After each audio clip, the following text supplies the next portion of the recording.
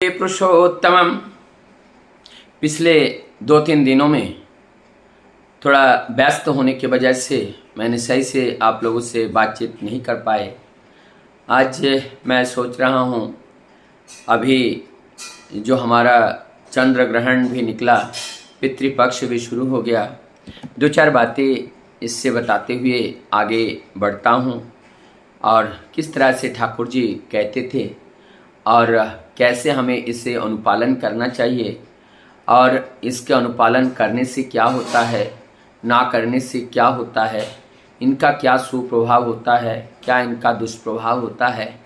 ये सारी बातें हम लोगों को जानना बहुत ज़रूरी है और ये क्यों करना चाहिए। सबसे पहले हमारा जो चंद्र ग्रहण की बात करते हैं, सूर्य ग्रहण की बात करते हैं, ग्रहण लगना, ग्रहण का अर्थ ही होता है कि एक दोष से प्रकोपित होना। उससे ग्रहण का मतलब होते हैं उसको कांटेक्ट में आना और उसको इनगल्फ कर लेना, उनको इनगल्फ कर लेना, ये ग्रहण है किसी चीज़ को।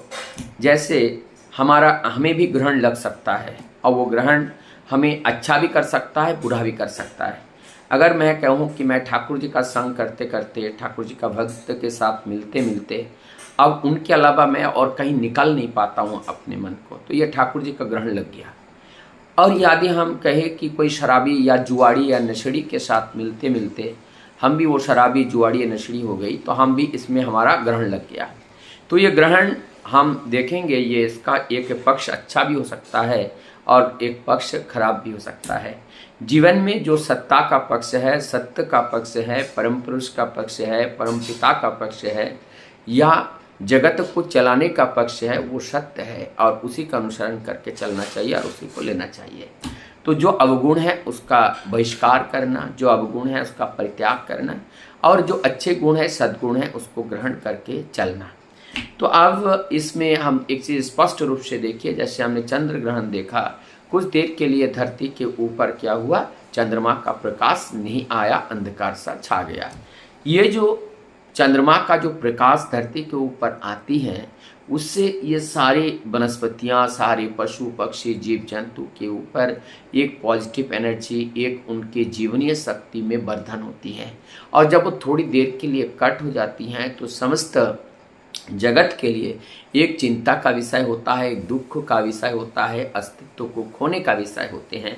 तो इसी समय हम सभी लोग प्रभु से प्रार्थना करते हैं कि हे प्रभु, ऐसा समय, ऐसा दिन हमारे जीवन में ना आए।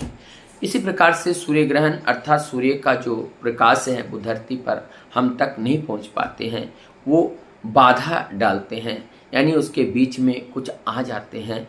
और उसके बीच में आने से क्या है, यहाँ 3 ही चीज़ है, पृथ्वी है, चंद्रमा है और सूर्य हैं, और एक दूसरे को चक्कर काटते रहते हैं। और ये जब एक दूसरे के बीच में आ जाते हैं और तब उनकी आने से जो उनके जो डायरेक्ट जो किरणें हमारी पृथ्वी पर आ रहे थे वो बाधक बन जाते हैं, उसी को हम लोग ग्रहण कहते हैं। तो ये हमने अभी अभी देखा, जो चंद्र ग्रहण, सूर्य ग्रहण, इसमें सूतक काल इसलिए कहा जाता है कि कोशिश ये करना चाहिए, जो भी खाद्य द्रव्य रखा है और जो जल्दी पचने वाले होते हैं उसके ऊपर इस तरह का जो कुप्रभाव जो पड़ता है वो ज़्यादा अफेक्टेड होते हैं, इसीलिए ऐसे चीज़ों को दूर रखना चाहिए। जैसे खाने का जो भोजन सामग्री है, इसको बना के नहीं रखना चाहिए या बना हुआ उसको खाना नहीं चाहिए।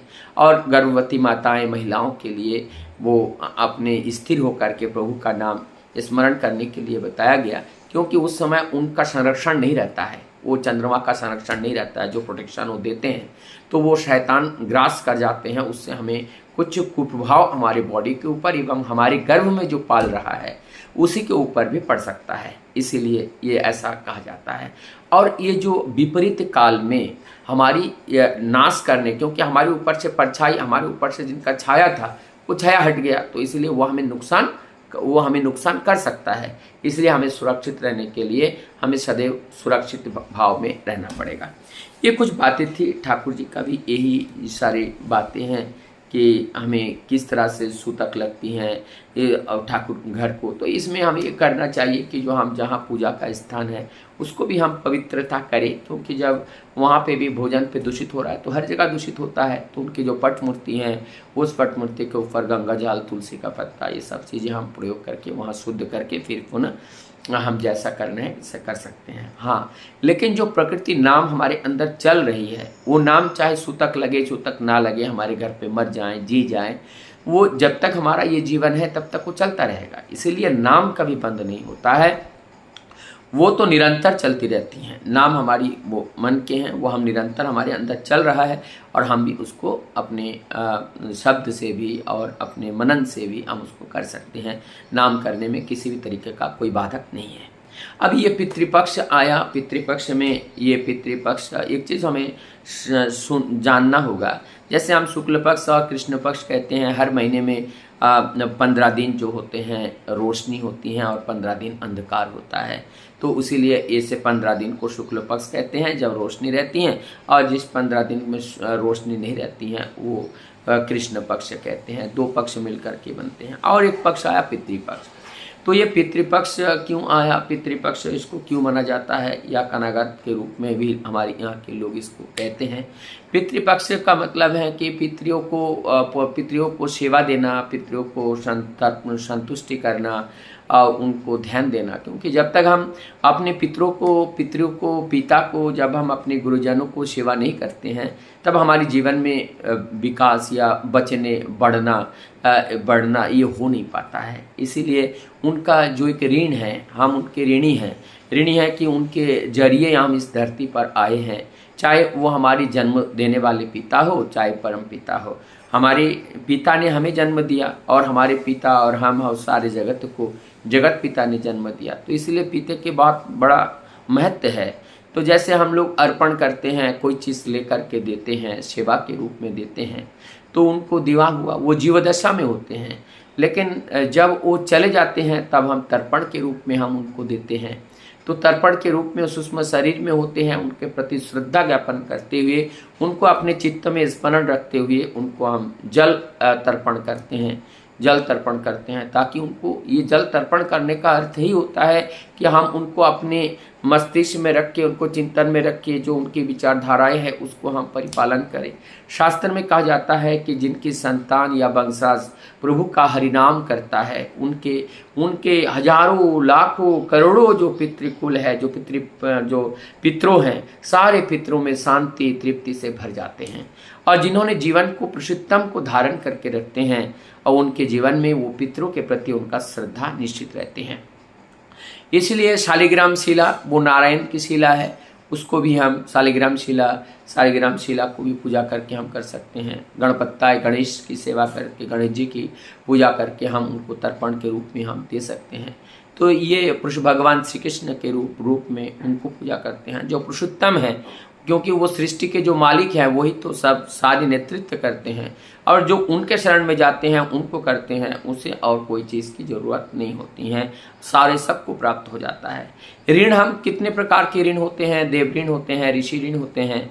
और ये देव ऋण और ऋषि ऋण जो पूजा पाठ धर्म ग्रंथ का अध्ययन अध्यापना, ये सारी चीज़ें देव ऋण और हमारे ऋषि ऋण हैं। पितृ ऋण अपने पितरों का सेवा करके, उसके भूत ऋण और निरी ऋण होते हैं। निरी का अर्थ ही होते हैं छोटे कीड़े मकड़े, ये सारी चीज़ें, इसे का पशु पक्षी, इसको सब सेवा करना। और ये जो भूत ऋण है, जितने भी सृष्टि में और जो भी प्राणी जिस रूप में भी हैं, उन सब का सेवा करना ही ये भूत ऋण है।